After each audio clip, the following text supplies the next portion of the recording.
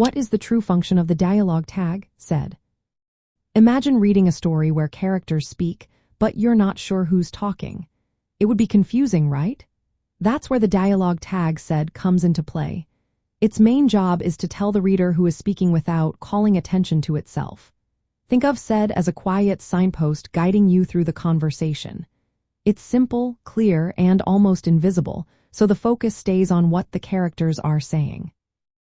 Using said helps keep the dialogue flowing smoothly.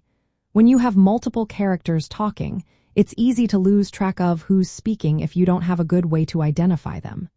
Said acts like a bridge, connecting the words to the speaker without interrupting the rhythm.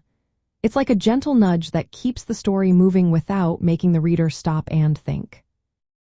While there are other words like asked, shouted, or whispered, these can add emotion or tone.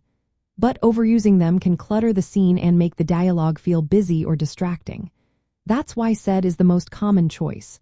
It's neutral, versatile, and works well in most situations.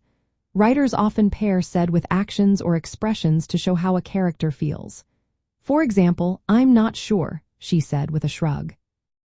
This way, the dialogue remains clear, and the emotion comes from the action, not the tag. For those learning to write, understanding the role of said is essential. It's not about making your dialogue sound fancy or dramatic. Instead, it's about making sure your reader can follow along easily.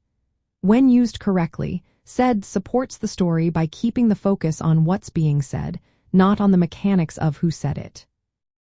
In the end, the true function of said is to be a helpful, unobtrusive marker. It helps the reader keep track of conversations without drawing attention away from the characters or the story itself. Using said wisely makes your dialogue clearer, more natural, and more enjoyable to read.